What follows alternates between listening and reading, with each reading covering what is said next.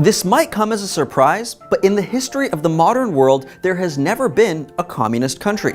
While a number of countries have described themselves as communist, for example, China and North Korea, by definition, there has never been a true communist country.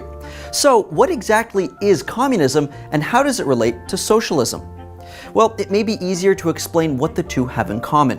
Both ideologies originate from a desire to limit worker exploitation and lower or eliminate the influence of economic classes in society. There are dozens of variations on both communism and socialism based on the different ways these ideologies are implemented in different countries. There's Stalinism, Leninism, Trotskyism, Maoism, and others which are essentially all versions of Marxism, coupled with various styles of revolution. Karl Marx was an economist and philosopher who co-wrote the Communist Manifesto, among other foundational books on communism. In short, his theories centered around the idea that as Europe transitioned from centralized monarchies to quasi-democratic capitalist economies, workers were being exploited by those who owned the means of production. So if you work in a factory or on a farm, as many at the time did, whoever owns the factory or farm is getting more out of the worker than they're putting in. This creates an inherent inequality, giving the owners, who Marx called the bourgeoisie, power over the workers, called the proletariat. In Marxism, to fix this inequality, society must shift towards a model where the proletariat hold this power instead, by collectively controlling the means of production. That's where socialism and communism come into play. According to Marx, socialism is a precursor to communism and the next logical step after capitalism. In socialism, a democratic state controls the means of production, rather than having private companies hold ownership. Instead of competing with each other as in a capitalist society, socialism has workers contribute as much as they can to the greater good, and then they all share equally in that good. Variations of this idea are already popular within capitalist societies in the form of universal healthcare, or social services like fire departments and schools funded by taxes.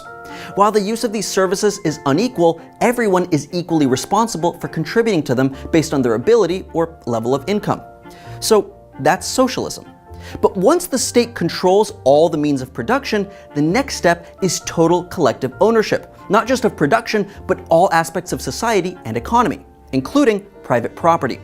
The intention of abolishing private property is a classless, moneyless, and stateless society, where everyone works towards the same collective goal of being healthy, happy, and free. Everybody does what they can to contribute and takes only what they need in return.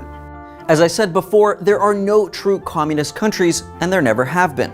Every so-called communist country is actually a socialist country, with the state controlling employment and economy to some degree. Even the widely referred to Communist Russia was actually called the Union of Soviet Socialist Republics. In short, socialism and communism are not altogether different.